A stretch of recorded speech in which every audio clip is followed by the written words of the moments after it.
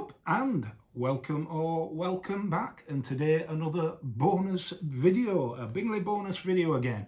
It's getting to be a bit of a habit this. So you'll be able to tell when it's a bonus video, obviously, because it won't be uploaded on a Thursday or Sunday morning like the regular videos. And the opening and closing sequences will be a little bit different because I record these on my iPhone and upload them to YouTube on the iPhone as well. So hope the picture and sound quality is up to the usual standard. If it's not, let me know. So the next substantive video, which will be up on Thursday morning, that will be about how I've addressed what I consider to be the Achilles heel of this Royal Enfield Super Meteor 650, or certainly its Achilles heel insofar as it works for me.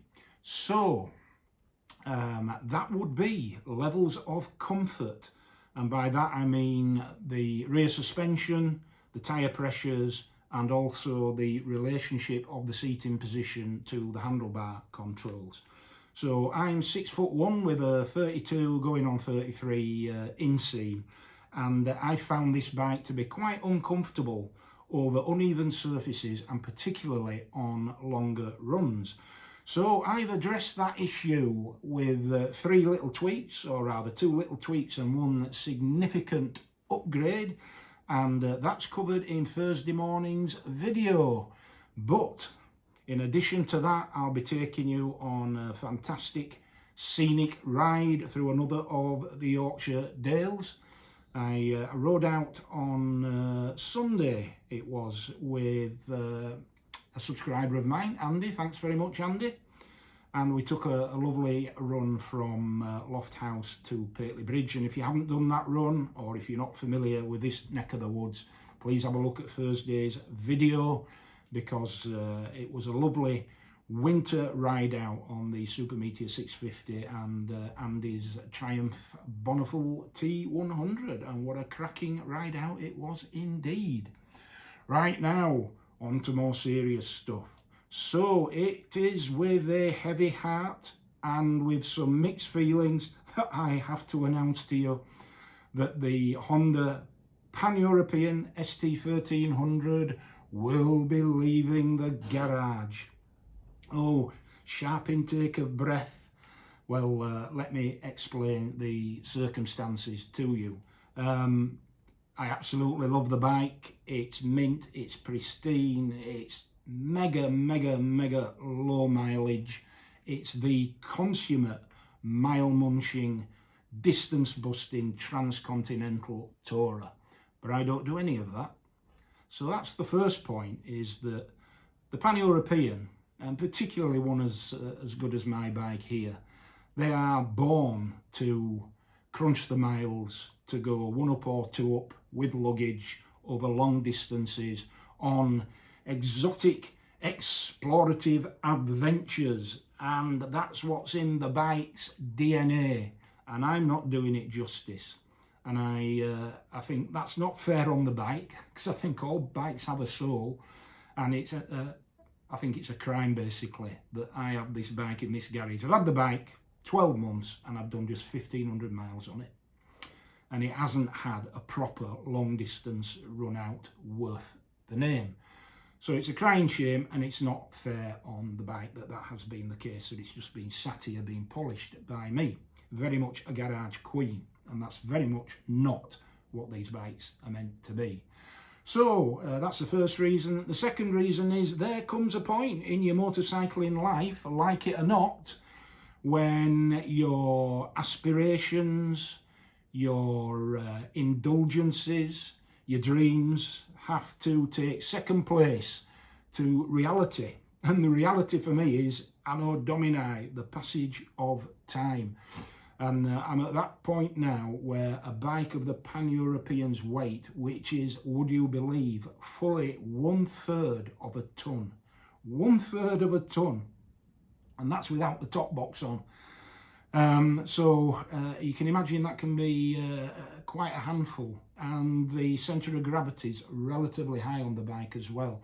And recently there have been a couple of near misses for me where I've nearly dropped the bike. And dropping this bike wouldn't be good for the bike. It'd be very expensive, and it wouldn't be good for me because I'd probably end up trapped underneath it. So that's the reason the bike is now finally way too heavy for me to be able to confidently manoeuvre it about at slow speed. Once up and running, absolutely fine, but on any run, at the start, at the end, and at several points in between, you're going to have to slow manoeuvre the bike one way or another. And I think it's just about time that I faced up to reality and realised that I'm not the strong Herculean young man that I used to be.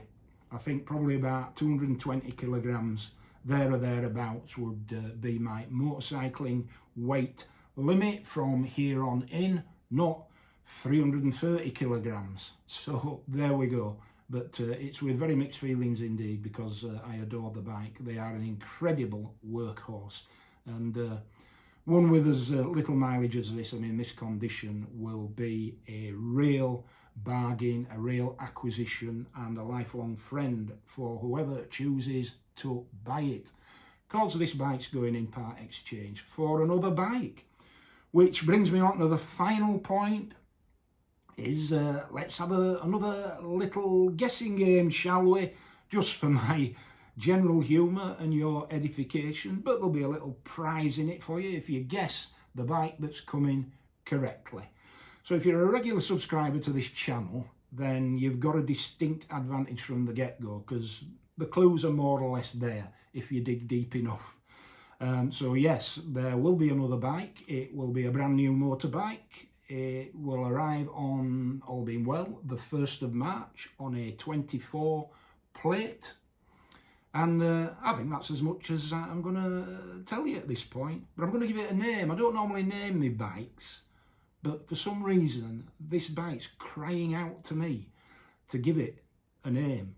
And I've decided what that name's going to be. Now, if you are absolutely outstanding, or you are clairvoyant or psychic, you'll be able to tell me what sort of bike it is, what colour it is, and what I'm going to call it. Well, you might stand a good chance of getting the first. You'll be very, very intuitive or very, very lucky to get the second. And if you get the third, I'll be absolutely flabbergasted. But there we go. That said, the following people are excluded from the competition. VFR Mitch, my good friend, Gazza, because you already know. Andy, that I took out on, or rather he took me out on Sunday when we did that run that's going to feature on Thursday's video. He knows. So your band, Andy, and no telling anybody else. And any of the staff at Appleyards.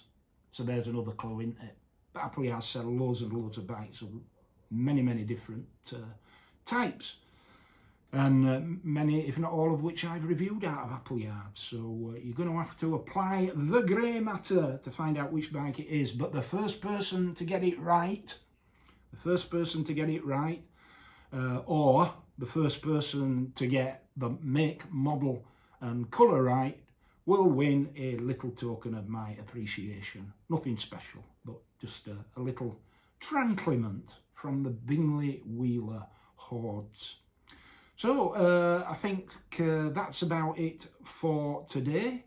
I hope you enjoy Thursday's video. Have a look, because there's some really, really good tips there about how to improve levels of long distance riding comfort, not only on the Royal Enfield Super Meteor 650, but pretty much any other bike. So enjoy that. And as I say, the ride out is an absolute cracking one. Some beautiful scenery, lovely winter ride out. So please have a look at that on Thursday morning. So that's it. Until the next time then, ride safe, be kind, and I'll see thee.